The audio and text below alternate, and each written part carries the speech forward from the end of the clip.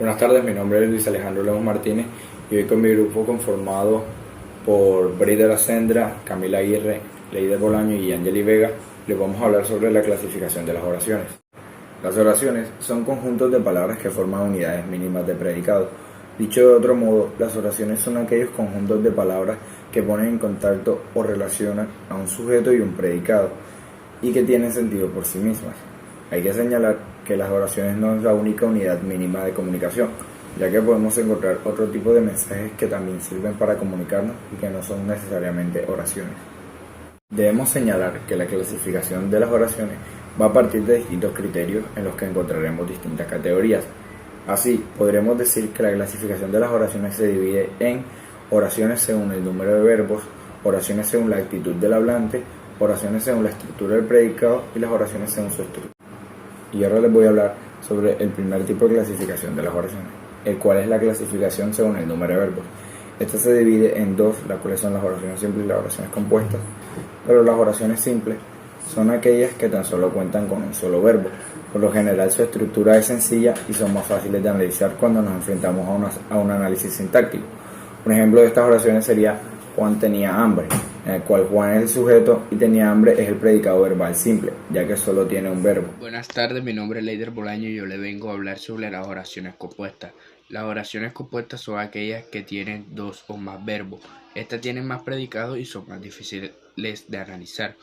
Un ejemplo de estas sería: el árbitro llegó puntualmente, pero los jugadores no se presentaron en el estadio.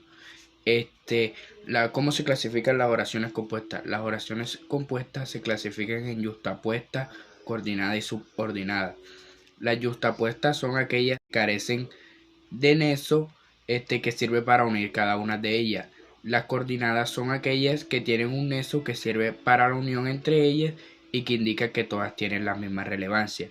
Y las subordinadas son aquellas donde una oración tiene más importancia que la otra en un enunciado. Yo le vengo a hablar sobre las oraciones según la actitud del hablante.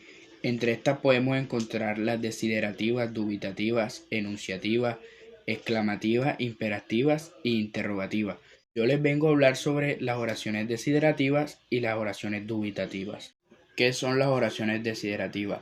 Los enunciados desiderativos son aquellas donde el emisor expresa deseo y petición.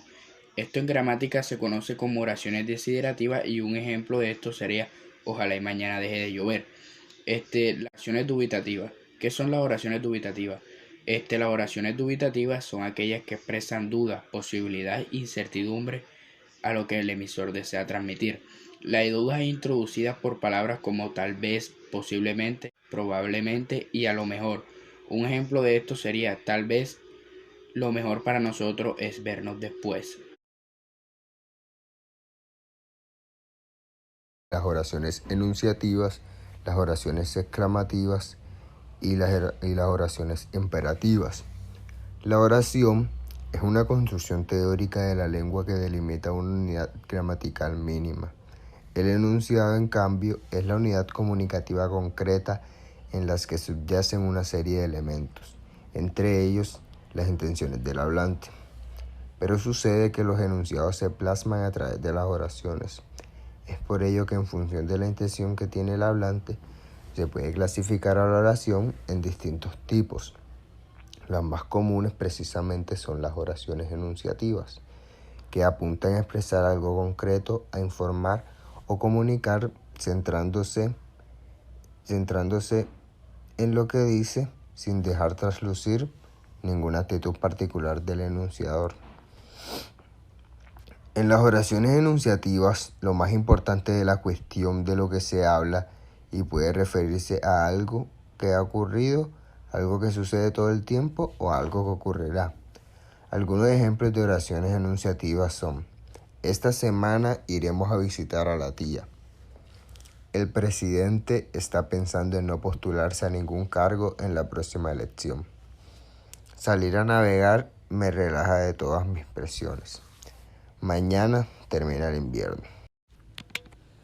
Las oraciones exclamativas o exclamatorias se utilizan para expresar sentimientos que hacen al emisor reaccionar con énfasis, de modo que dichas oraciones se suelen destacar por sobre las demás.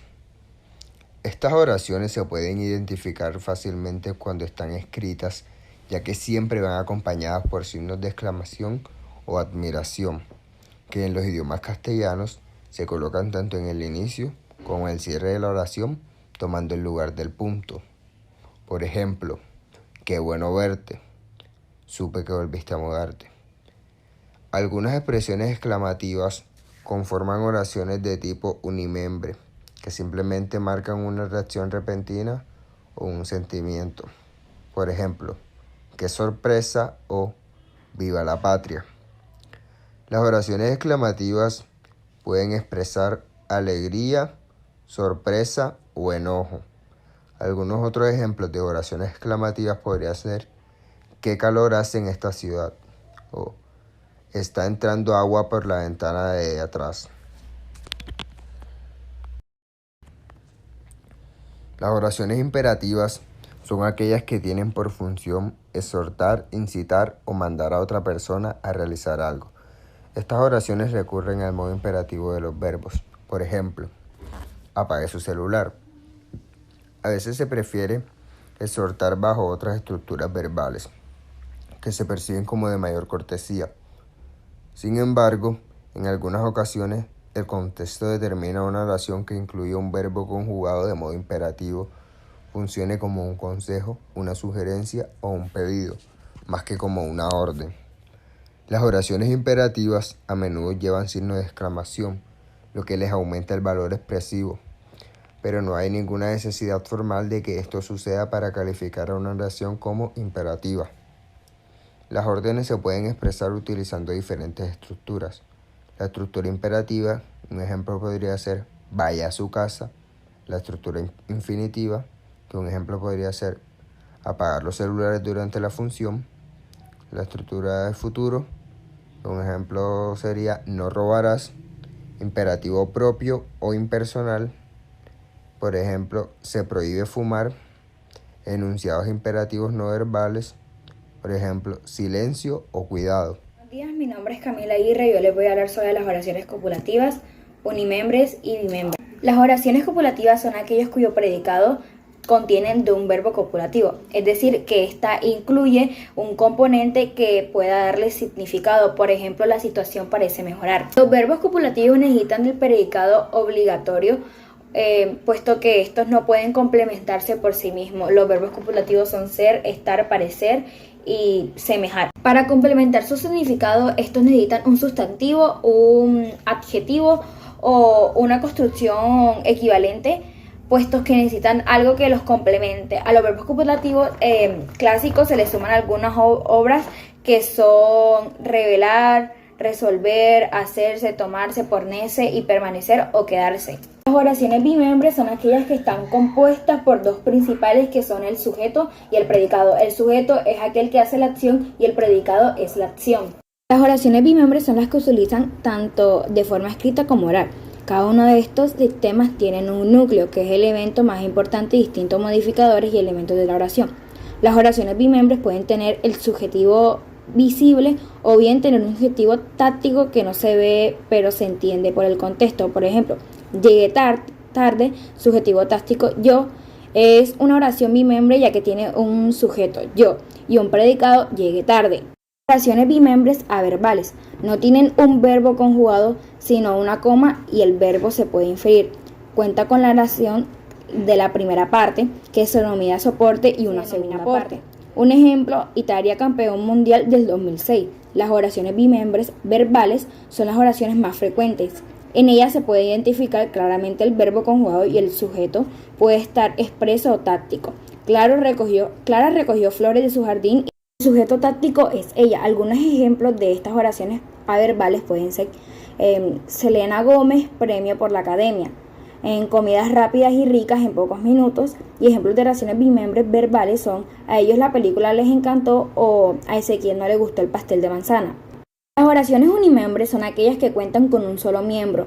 Por ello, en ellas no es posible establecer una participación entre sujeto y predicado. Por ejemplo, muchas gracias por todo. Existen 4 tipos de oraciones unimembres: las nominales, las impersonales, las de vocación y las de interjección. Las nominales se estructuran en sintagmas nominales, adjetivales o adverbales, con predicado, es decir, que transmiten un concepto o una idea, por ejemplo, salida o qué suerte.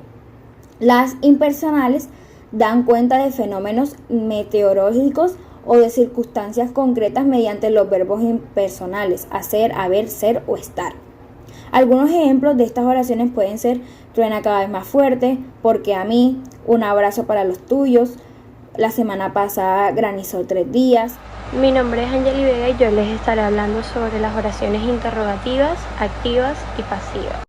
Primero que todo, ¿qué son las oraciones interrogativas?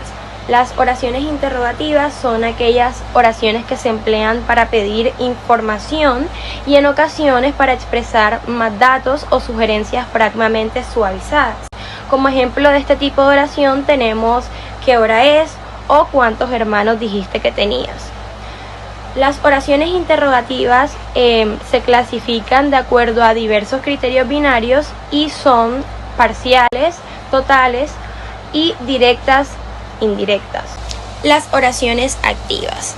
¿Qué es una oración activa? Una oración activa es en la que el sujeto ejerce o ejecuta el verbo, y esto se es denominado voz activa.